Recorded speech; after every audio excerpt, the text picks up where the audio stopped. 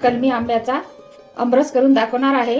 हे आहे कलमी आंबा कच्चा, हे उकडून घ्यायचं आहे, 2-3 शिट्ट्या काढायच्या आहे।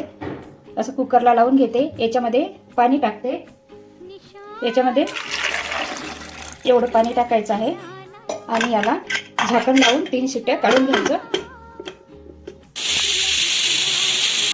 कुकर थंड करून घेतलेला आहे। आता आपण याचा गर काढायचा।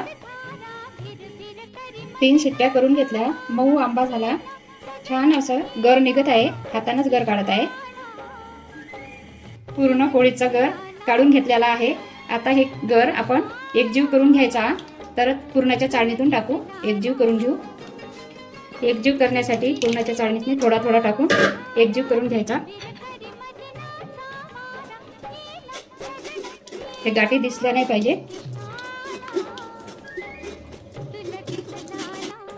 चाळणीतून सहजच पडत आहे, हे गर एकजीव होत आहे। पूर्ण गाठी आपण हे मिक्स करून घेतलेले आहे अशा। हे आंबा कलमी आहे म्हणून याचा गर भरपूर निघते आणि याचा आमरस आंबट पण होत नाही, साखर कमी लागते आणि छान लागते। बघा किती मोठा गर निघाला, खूप सारा गर निघाला याचा। आमरस फोडणी देण्यासाठी कढई गॅसवर ठेवलेली आहे। आता कढई गरम झाली, याच्यामध्ये थोडंसं 1 चमच तूप टाकून घेऊ। तूप गरम झालं की याच्यामध्ये फोडणीसाठी थोडीशी मोहरी टाकून घेत आहे। तूप गरम झालं, त्याच्यामध्ये मोहरी टाकली, मोहरी तडतडली। आता याच्यामध्ये थोडंसं खोबरं टाकायचं, हे पण थोडं हलकसं गरम करून घ्यायचं। याच्यामध्ये थोडीशी कलरसाठी हळद टाकून घ्यायची। हे असं चांगलं आता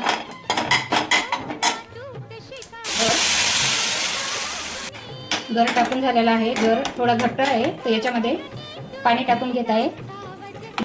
जसं आपल्याला पातळ लागते तसं आपण थोडं पाणी टाकून पण घेऊ शकता, जसं पाहिजे तसं। आता याला उकळी येऊ द्यायची। चिमूटभर मीठ टाकून घेते। गोड पदार्थ आहे, त्याच्यामध्ये मीठ टाकलंच पाहिजे, चव चांगली येते। आणि हवं तसं साखर पण टाकून घ्यायची, गोड जास्त गोड लागतच नाही, म्हणजे कलमी आंबा आहे, हे जास्त आंबट नाही, म्हणून साखर जेवढी लागते तेवढीच टाकायची, जसं गोड पाहिजे तसं। उकळी आलेली आहे, याच्यामध्ये थोडीशी आपण विलायची पावडर टाकू, विलायचीचा कलर म्हणजे स्वाद चांगला येते। बघा असा पातळ पातळ केलेला आहे, हे पुरणपोळी सोबत खूप छान लागते, चपाती सोबत पण छान लागते। बघा कसं छान झालेला आहे। आमरस तयार झालेला आहे। आता मी गॅस बंद करते। बघा कसं छान झालेलं आहे। तुम्ही पण असं करून बघा आणि कमेंटमध्ये सांगा।